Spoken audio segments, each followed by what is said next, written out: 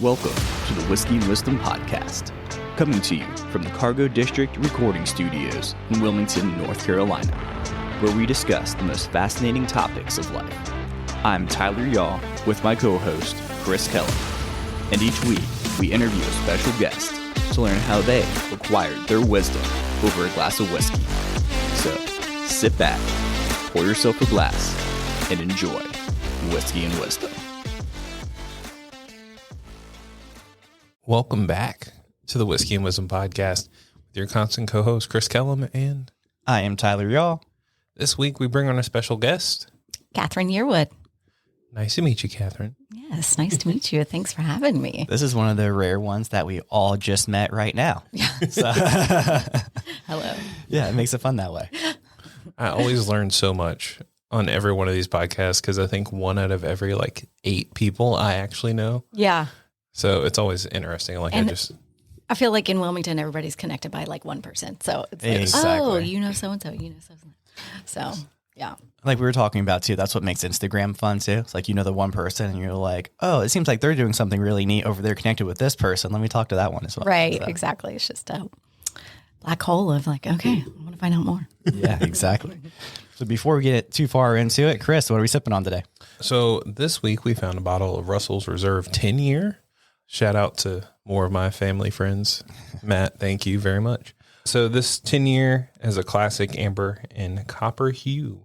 On the nose, it'll be like orange peel and citrus with some butterscotch and maple notes. And taste should be rich, a little spicy caramel and vanilla flavors.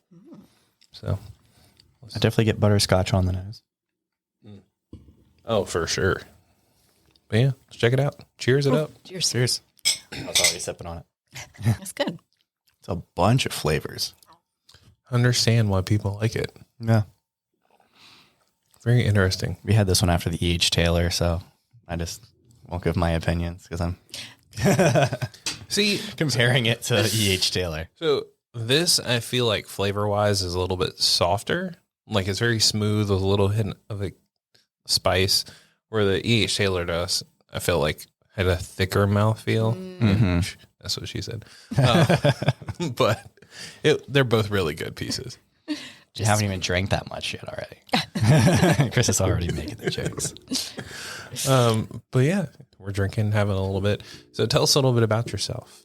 So born and raised in Wilmington and started let's see. I moved to California when I was 18 Oh, okay. and was just going to community college and trying to figure out what I wanted to do with my life, and was just working at a surf shop while I was in community college, and quickly, realized, well, I should backtrack. I dropped out of high school. Oh, So that's always something that I used to try to hide all the time and not admit, but I'm like, that's a big part of my story. Yeah, sure. I definitely, it caused a lot that I needed to overcome. So there's probably a lot I can say about that, but I will say that, from dropping out and realizing I just made a big mistake, this is going to set me back for the rest of my life, and trying to figure out how I was going to compensate and overcome and what my future was going to look like. That's why I moved to California, because I was like, I need a fresh start. I want to just get past all of, everything that had been happening. So that's why I moved to California, started community college, and then was like, yeah, school is not for me still. So I did a study abroad in Spain. I was like, oh, but travel will help, right? Yeah. So if you are studying and you're traveling abroad, that'll be. So yeah, it was a great experience. I grew up traveling. So other cultures really inspire me. And I felt like it was just such a great experience of, figuring out what I wanted my future to look like. So that's when I was like, okay, I'm here for school, but I realized I want to start a business. And so I'm going to drop out of school. Yeah. So coming back from Spain, I was like, okay, I'm dropping out of school. I'm going to figure out how to start a business. And of course, I'm a broke college student, had no money. I have no experience owning a business, but I was pretty determined that was the only way that I was ever going to, be able to do something, is do it on my own. Because I always felt like nobody was going to see my value since I was a high school dropout. Yeah. So I was living with my sister at the time, working at the surf shop. And her and I decided that we wanted to start a juice bar.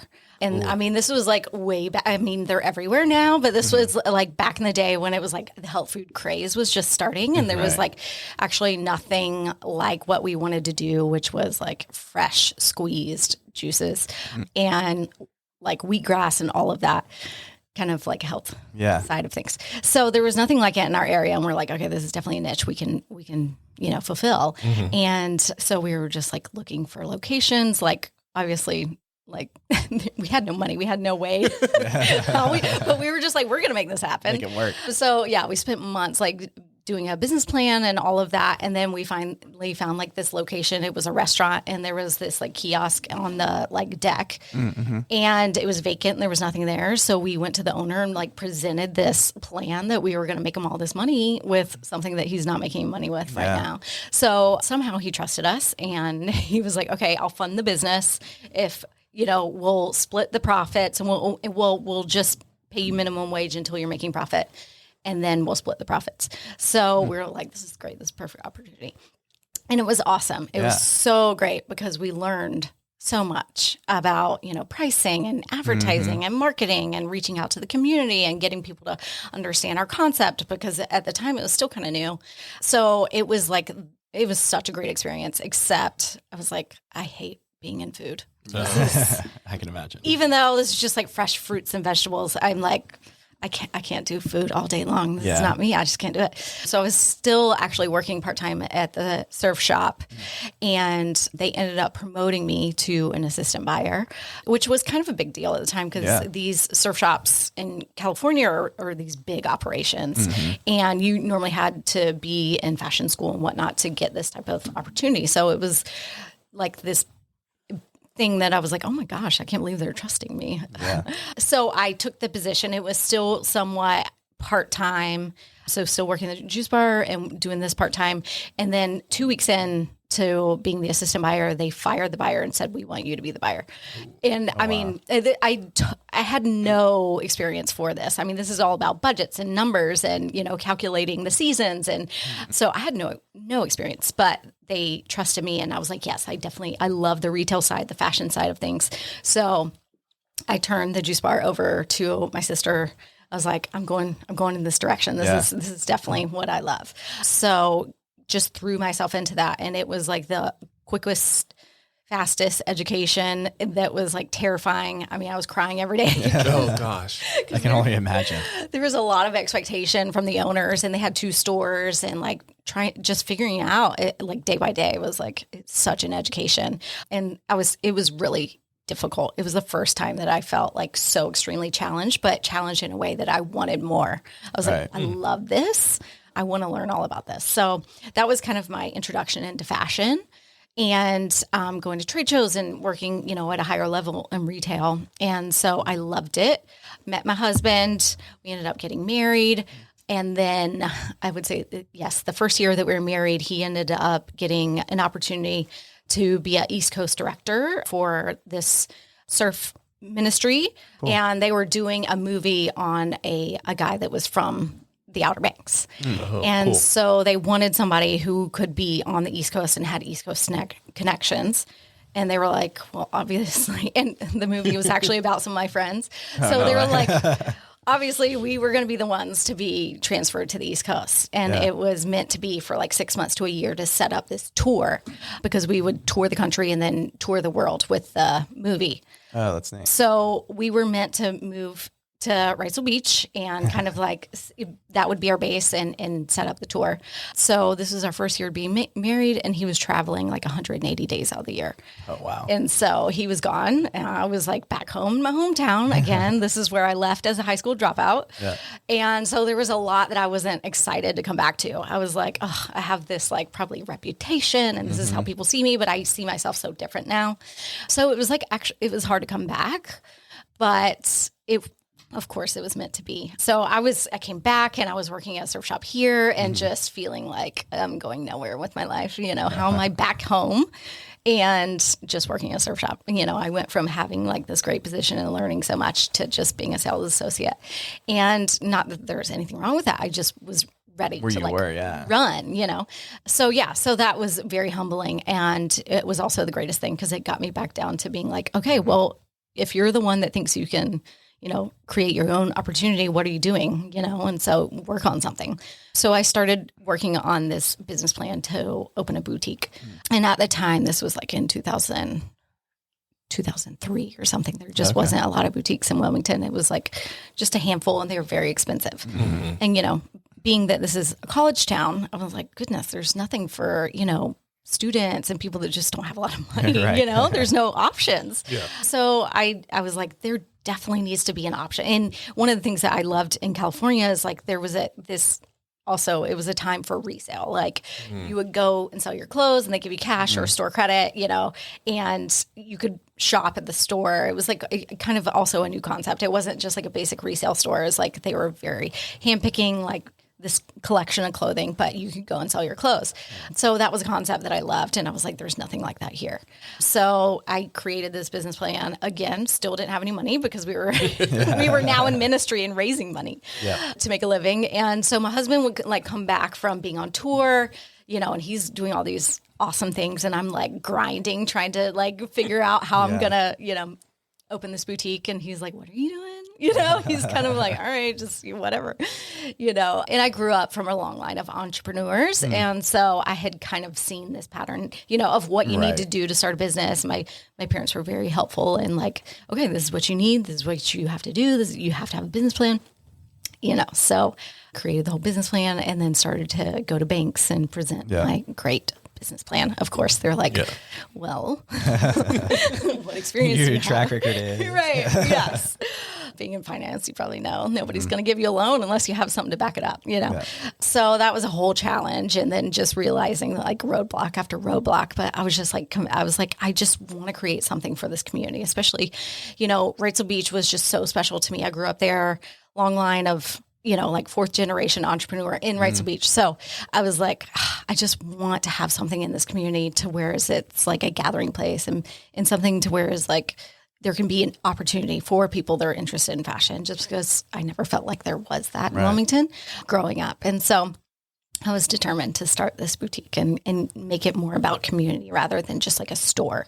So eventually I was walking around looking at locations, and there was this old laundromat. It had been a laundromat for as long as I can remember as a kid.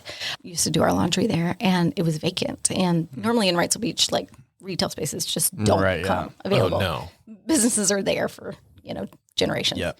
So I was shocked. So I contacted the owner, and I was like, I want to see the space. And my husband's out of town, and I go and look at the space, and it's like raw, like no insulation, like this building's like still has like wash machines bolted to the floor. Like, it's from, I can't even remember if it was like from the 50s or when the building. Sounds right. Yeah. But anyways, I was like, this is it. I just knew, it was like one of those things where it was like lightning struck, and I'm like, this is. You could see the vision for it. I'm doing this. Yeah. I was like, I'm doing this. Still didn't have a loan, had no money, but I told the landlord, I was like, okay, I'll come back tomorrow with the deposit. And I was like, what am I even saying? Like, where am I going to get this money? And then that afternoon happened to get a loan for $15,000. Oh, wow. And it was totally the Lord. So it was one of those things where I was like, okay, oh my gosh, I'm really doing this. And my husband was like, wait, what? It just all happened so fast. So yeah, that's kind of like how I started my business. And it was definitely very grassroots. And then did that for 15 years. And it was like the most incredible experience as far as like growing a business and then growing within the community and then seeing other, like my employees grow and being able to push them into their talents and encourage them to start their own businesses. And just the amount of relationships that came out of that experience was way more than I ever could have imagined or like dreamed of. I mean, it was just the greatest experience. That's incredible, especially for like a brand new boutique to start and last for 15 years. Like that's almost unheard of. Yes. Like, you typically see a boutique pop up like 3 to 7 years, and then they either move on to something else or something's changed, and it's just not the same. So to be able to stay relevant for 15 years is incredible. Yes, retail is so challenging, so challenging.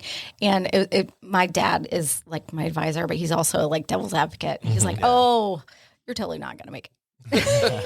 Like, you'll be lucky if you make it like a year, Right. And so, but I always grew up with that and I love that challenge. I was like, okay.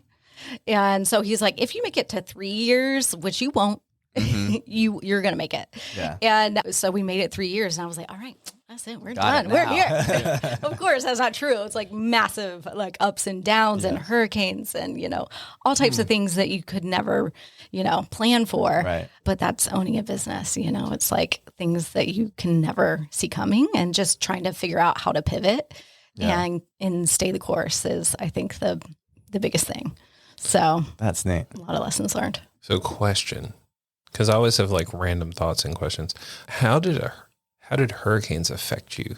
Oh, Like, because if you're on the beach and then the island shut down, like, did you lose product? Did you have to like remap? Like, what was that like? yeah. Well, I would say being a beach location, we're greatly affected by weather. I mean, even, Right. If it's a rainy spring, that's going to kill our profits for the Yeah. spring. Or same thing, if it's like a crazy summer where it's, so hot Right. or something and people are just not going to the beach, like that greatly affects us. But for example, with a hurricane, we had destruction and we were shut down for months as far as like the beach.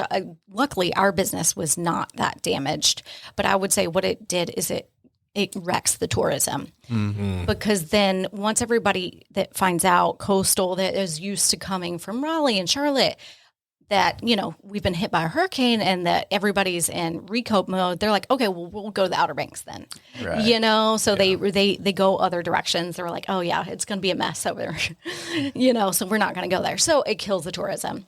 And then in other cases, like we just had a hurricane in 2018 and even, we relied heavily on the students of UNCW. Right. And then they canceled school for months, so we didn't even have that local support because, nobody's at school. So yeah, so weather could, definitely affects retail a lot, which I think people don't realize. We always say that we're like we're weathermen. We're just like farmers, we're just like every single day praying for good weather and sunshine, So yeah. Yeah, Chris and I both worked in Mayfair, so it was very much like that over there too. It's a rainy day, you're going to be twiddling your thumbs a little bit more. That's right. I heard that y'all worked at Buckle. Or Chris I did. worked at Buckle Okay. years and years ago. Okay. Oh gosh, that was almost a decade ago now. So I worked at Buckle, and apparently I did my job well enough that my current boss was like, "You should come work for me," and I said no. And then Just like everybody does to a promotion, right? Right. They're like, "You should come work for me," and I'm like, "Well, I mean, I like what I'm doing, and I like my spot." And then eventually, I was like, time for something new. Yeah. Yeah. So it worked out. So that's what led you to Over being a there. jeweler. Yes. Right. Yeah. No, and then that's how we met. Okay. As that reads. See, that's so interesting. Were you like in school at the time or out of like, Oh no, I hated school. I tried it. hey, So like I We didn't get drop each other. out. My mom's a school teacher. Like if I had not made it through graduation, I probably, I don't know what I would have done. been kicked out? Yeah. But no, I tried school. I was like, man, this isn't worth it. Like the amount of money it was costing me wasn't worth it. So I left school, and then I went into retail, and then I joined the National Guard, and then I got out, and then I was just full-time retail. Yeah. One of the things I liked about your story too, have you heard of Alex Hormozy? No. He's big in the gym space, like in Okay. entrepreneurs and raising money and stuff like that. And so one of his things was he was thinking about going back to school to get his master's. And he was like, you know what? I can spend a couple $100,000 and waste probably 3 to 4 years of my life doing this. Or I could take that couple $100,000 and put it towards a business because I'm going to school for a business. So might as well take the money and do business. Right. Right. So it's very similar to kind of what you're saying. Yes. I'm sure you got much more of an education doing business Right. than going through the school. It's so funny because I was asked to speak at UNCW at an entrepreneur class. And this was still at a time where I was like, not talking about being a dropout because still very ashamed of that. And so it was kind of like, tell your story and then question and answers. And the students would ask you questions. And my husband was in the audience. And they asked, they were like, okay, well, what kind of education did you have, to get you on this route? And I was like, oh, I didn't study fashion. I did a little bit of community college. And then my husband stands up and he was like, but, like, let's talk about like where you really came from. And I was like, I don't know if you're going to sleep on the couch. But it was great. It was an opportunity because then I had people come up to me afterwards and were like, that's so great that like, you didn't have the education, but you also had like this super rocky start, but you overcame, and that's one of the things that I think school is so important in many realms, but there are a lot of realms where you can just jump in and start getting, experience. So I support both sides, but from my background, I'm like, look, you can do a lot with a lot of hard work, so I advocate for that. Yes. Like, there are some people who learn by sitting in class and like hearing things, and there's some people who learn by doing. Right. Mm-hmm. I'm a doer. Right. As long as I find the person, like if you find a good mentor, then you're good to go. Exactly. Or you just actually like to read books and listen to podcasts that like help you grow mentally. Yes. But some people are just like, I'm going to start a business and then don't do any of the like the groundwork or the legwork. And then like 6 months and they're like, hey, Dad, can I have some more money? And then it's just right. Exactly. Yeah. There's definitely, you need a good support system. You need a lot of groundwork and, you really have to do your research and make sure you're, what you're doing is worth it because it's always a risk, for sure. I have one random question and then a follow-up question. So the random question is, how long did your sister keep the juice bar? Oh. Okay. So same situation. She also got married. I have 2 older sisters. We all got married within 9 months. Oh, wow. I know. God My bless poor your parents. I know. But her husband was going to school to be a pilot. Oh, okay. And so he actually had to go to Florida to get his pilot's license. So she ended up turning it over to a friend of ours. Oh, okay. But the business did stay there up until about, I think 5 years ago when the restaurant got bought out by a big corporation. Yeah. So it was really neat. cool to know that, it stayed that long. It had longevity. So, for sure. Yeah. we set up a good structure and it was able to be passed on to different hands. So that was really That's always cool to kind of look back and see like what people are doing with it now kind of thing. Yeah, exactly. That's and cool. both her and I would go back to San Diego at different times, even when I was still living here. We're like, oh my gosh, the juice bar is still there. Right. That's neat. I like Yeah. that. And then my follow-up question to your story is, do you still own the boutique now? So I sold it in 2020, Okay. which was crazy timing because Yeah. of course COVID. But we had kind of started the process in 2019. So it was before we knew anything about COVID. Right. So a little backstory, owning the boutique for 15 years and then mentoring my employees and trying to teaching them, pushing them into different opportunities like social media management and others that really had a desire to start their own business. I loved mentoring. I was like, okay, let me teach you. I took them to trade shows, taught them about buying and budgets and, pre-orders. And I realized that I really love that side of like guiding and helping people into pursuing something. So that kind of led into just being an advisor and then other just local businesses, asking for advice and help. Yeah. And then people offering to pay me for certain things. Yeah. And so I was like, absolutely love this. It's a passion. Also, you want to pay me. Okay. So I started a consulting business. Smart. So I started doing consulting a lot for local businesses. And then it started some of the brands that I was buying from in California asked if I would create marketing campaigns and do photo shoots for them and asking for different advising, because they would be like, our product is working so well for you. What do you think that we need to be doing? So it was like, just kind of fell into this, like this consulting in a way. Yeah. And I just really love that. And I knew that was, I started to get more and more opportunities through that. And I could see that this is like, my passion is turning. Like I love my store. Like it was my baby. And like the amount of like community that came from that, I was like, I'm doing this for the rest of my life. Until God has other plans. So then once we started to kind of see like how much opportunity there was in consulting, and then my husband started to get opportunities in different TV stuff that was in California. So we started to feel like we were just being called on to something new. So we were like, okay, let's pursue this consulting and he can pursue some of this TV stuff. So then it was just one day I woke up and I said to my husband, do you want to sell the boutique? I mean, we not really ever talked about this because he knew I was very much like, no, I'm doing this till I die. And he was like, yeah, let's do it. And it was so random. It was definitely not like a long premeditated thing. It was like one thing. I was just woke up and I just felt like, okay, God could be leading us on to something new. Like, are you afraid that God can't do it again? Like he allowed us to have this great experience with owning this business. And I think I got so wrapped up in like, okay, this is it. Like you got this one thing in your life and it's turned out great. So why would you leave that? You know, so I kind of had that for many, many years. Mm-hmm. But then again, I felt like this tug on my heart, God saying, oh, do you think there's only one thing you can do for your whole life? You know? Right. So it really just opened me up to seeing like, okay, well, there's other things out there. You can explore other things. So then my husband, you know, he was totally feeling the same thing, but we hadn't discussed it. So the day that I said that, he was just like, yeah, absolutely. So things started happening really quickly from that. And we ended up having an offer within, like, we were still just like, okay, let's see what this would look like. What kind of offer would we get? And we had an offer within like the first of still like creating that we were working with a broker and she told us kind of like what to do. In the first like week that it became known, we had an offer. Wow. So it was like way more than we even, in a good way. I think it was good that I didn't have enough time to think about it. Right. You know? No time to get cold feet. Right, exactly. So things just happened really, really fast. So that was like 2019. And then in 2020 is when the sale, like, everything was finalized. Closed, And the wild thing was that that was right when COVID happened. So like we finished our deal like on a Friday and they had to close the business like on a Monday. Oh my goodness. It was like crazy timing.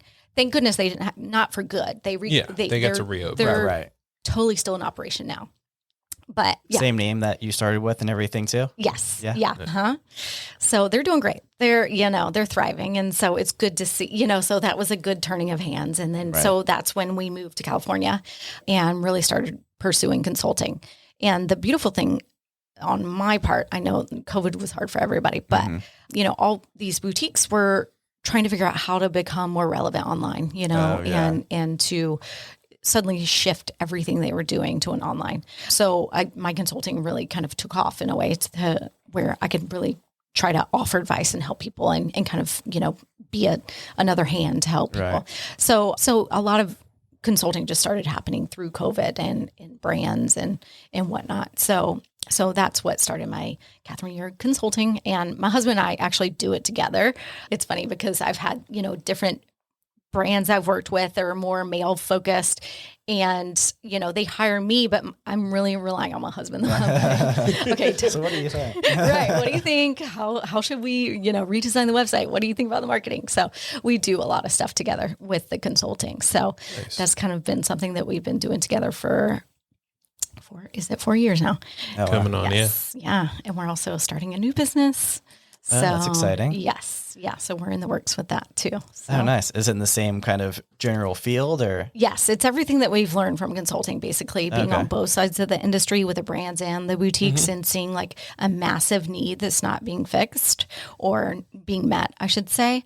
It's still in the it's, evolving right now. So we're not fully talking about it the whole bit, but yes, it is in the same field of like realizing the needs of the industry on both sides and being like, okay, how can we help? How can we be a bridge? And, I think that's always been our heart is like, how can we help? Yeah. So actually off of that too, so we know quite a few boutique owners as well. So if they happen to be listening, what's like one or two things that you've noticed a lot of boutiques tend to struggle with that they could improve on? Oh, well, I always advise the 4 pillars. It's marketing, community involvement, a curated merchandise collection, making sure that your merchandise is like unique and different than everybody else. Mm-hmm. And what was my 4th one? Now I'm going to blank. Marketing, merchandising, curated collection, and community involvement. I think those are the 4 things that you really need to focus on to be able to set you apart and really stand out and be something unique. And I really talk about community involvement a whole lot because I feel like that can really make or break your business. Oh, for sure. I'm really glad that you bring that up because Cargo District Studios, the studio that we're in right now, we're actually doing a free summit on January 23rd, 24th, and 25th. It's a virtual summit, and it's called the Build Your Community Summit, because we also understand the importance of making sure you have a really strong community around you. Yes. Just from all of the people that we've spoken to, community is such a major pillar of every one of those businesses.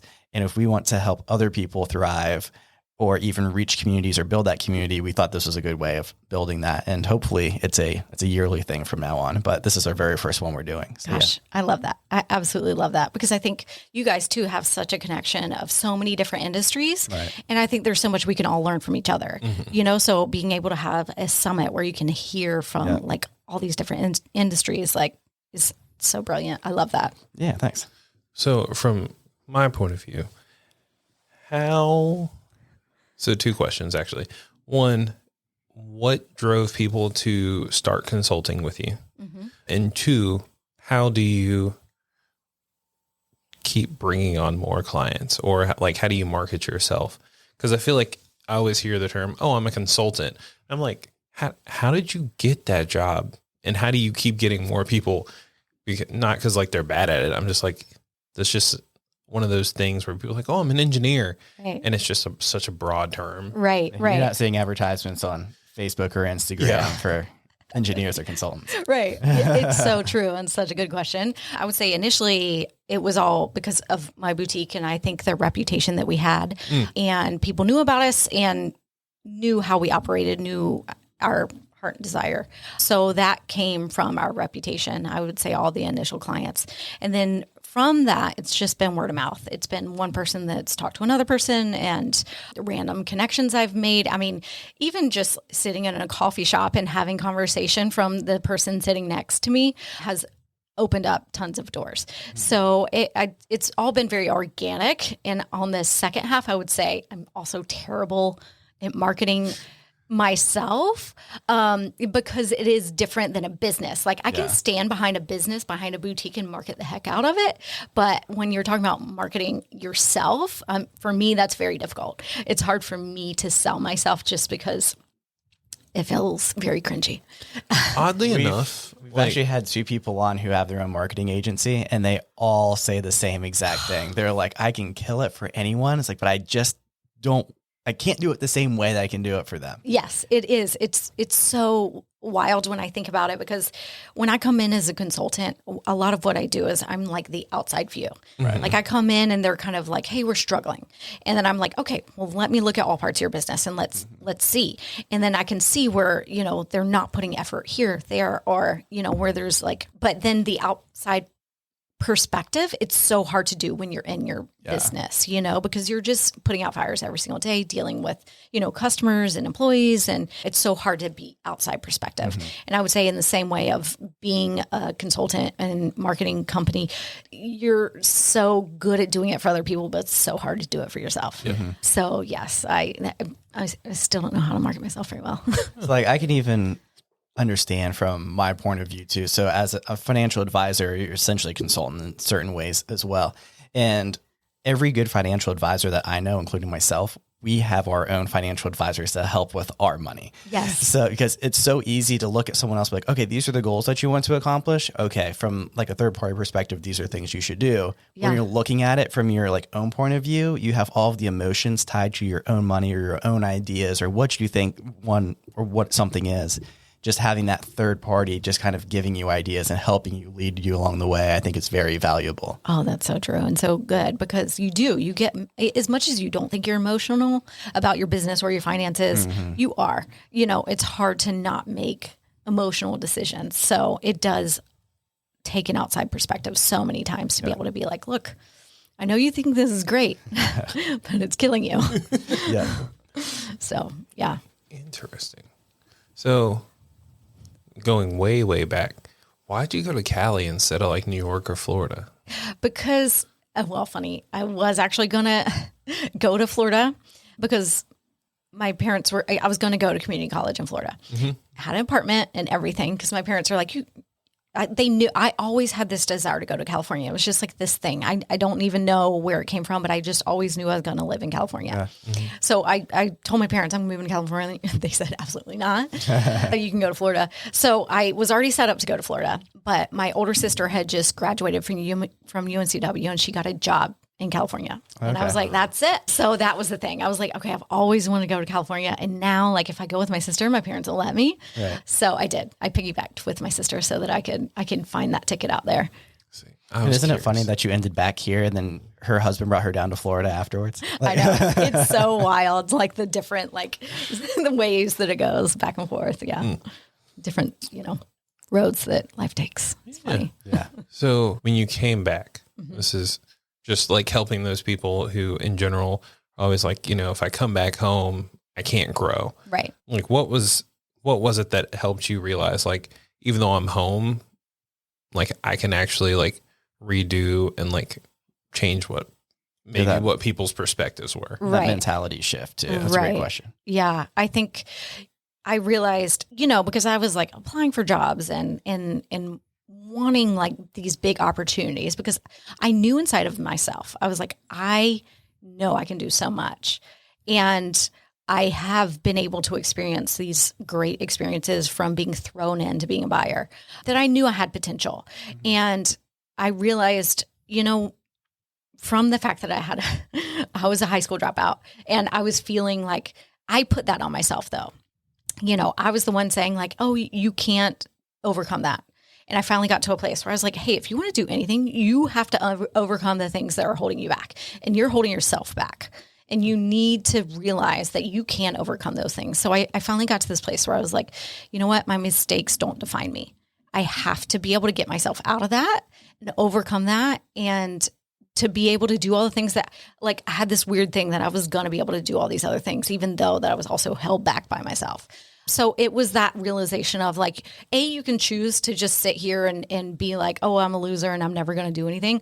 Or you can just work really hard and try to figure out how to do the things you want to do.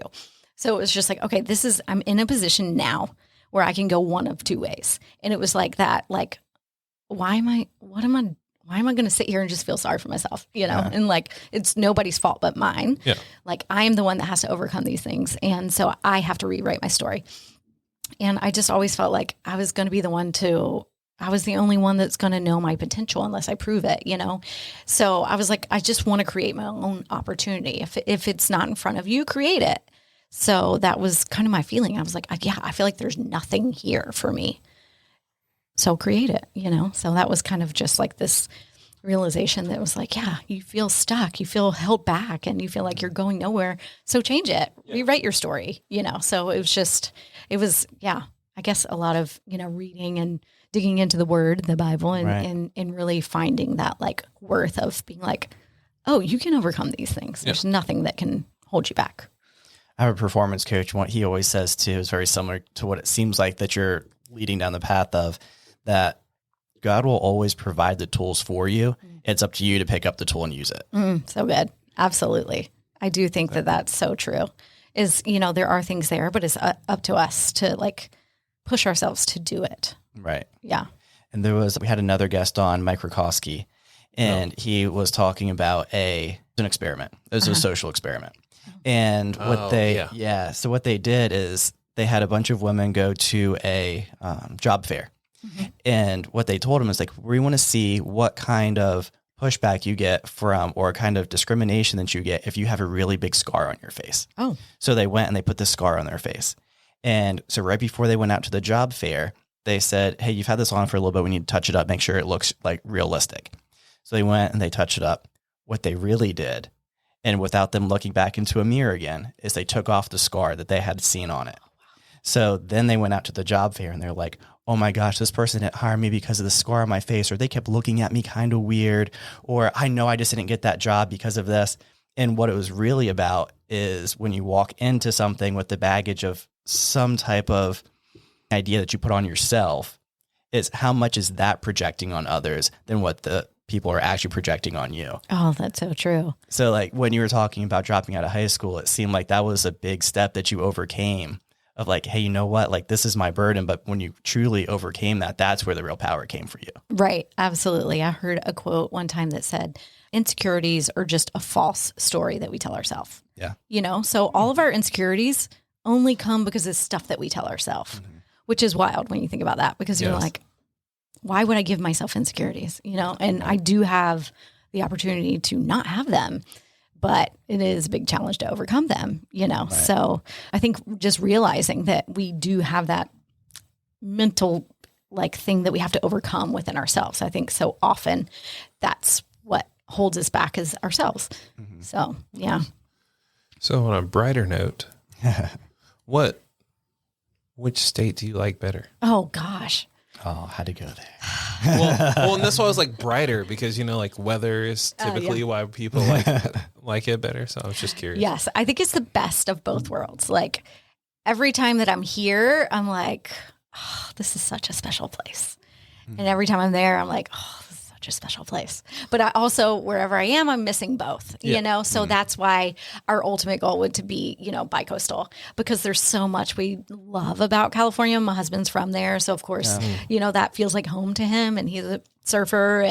And then there's so much we love about here. And Wilmington is so special in a way that it is like, I've done a lot of travel in my life. And so knowing how special this community is, there's no way I wouldn't ever want to still be a part of this. Right. So I would say there is no win.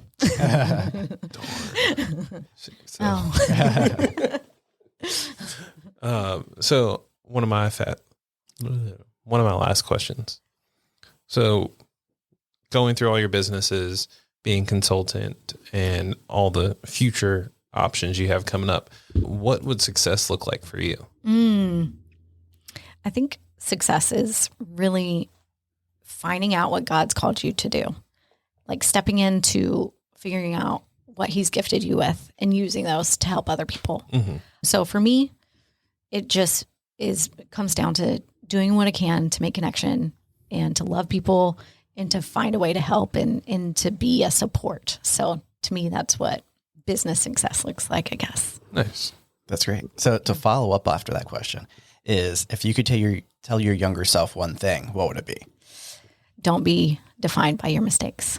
I think that's definitely, it's like the one thing that I had that held me back for so long.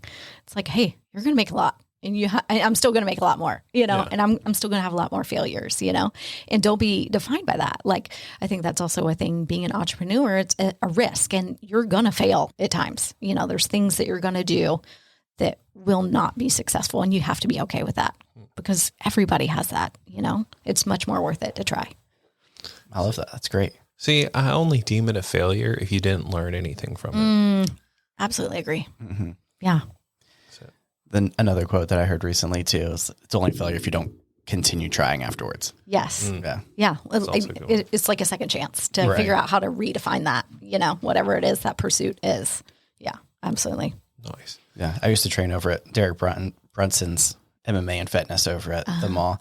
And every time someone would come back from a fight or anything, they would always say like, I lost this match. And they're like, no, you learned a lot during that, depending on how bad you got beat. Absolutely. And it's always funny because you can really see life inside of like the MMA community, just in cuts and wounds a little bit more. Right. Just because when you show up, you can tell that you learn something from that loss because you show up a little bit different or you move a little bit different. And I feel like it's the same thing in life and in business. Yeah. I heard another podcast. I think it was about a guy who started doing Taekwondo. Maybe it was Taekwondo, but he's an older guy. And he said just the physical act of being leveled on his back was so humbling, because he's like this very successful guy. Oh yeah. So I could see a lot of correlation in MMA and just like physically just being laid out. Right. Yeah. So, because we're coming to the end, you want to shout yourself out? Like, where can people find Talking you? about marketing yourself. Use your knowledge to grow themselves. Yes. So I have Catherine Yearwood Consulting. I consult all types of businesses, mainly in fashion industry, both sides of the industry. And basically I help with all realms of, startup and, everything from employee training to merchandising, buying, and private labeling, the whole realm, anything that is involved in owning a boutique, and then now learning about the brand side of things. I've learned so much. And so I love and have a passion for just coming along entrepreneurs and helping in any way. So that's my website, Catherine Yearwood Consulting. Perfect. Love it. Just shout out to everybody who's been listening to us for the past 2 years. And so, but yeah, thank you for hanging around, growing with us. As per usual, like, comment, share, subscribe, check out the YouTube channel. Yeah, we missed last 2 weeks. Sorry. Yeah. Holidays. It's called technical difficulties. Oh, Yeah, it happens. you can also blame me on the holidays. Right. Yeah. Oh no, it really was just It was. technical. we recently started the YouTube channel. We didn't realize all of the obstacles that came along with that. Oh, Yes. I can only imagine. Yes, Tyler's learned a lot from just looking things up on the interwebs, and Oh, yeah. Yeah. Oh, It's yeah. all out there. If you want to learn something, Oh, my you can goodness. find Yeah. it. Absolutely. Preferably find someone who's already done it, Yes. like a consultant. Right. I know. That's the benefit of Exactly. YouTube. My gosh, there's everything out there. it's awesome. But yeah, we'll catch you in the next one. Yeah. Thank you so much. guys. Cheers. Cheers.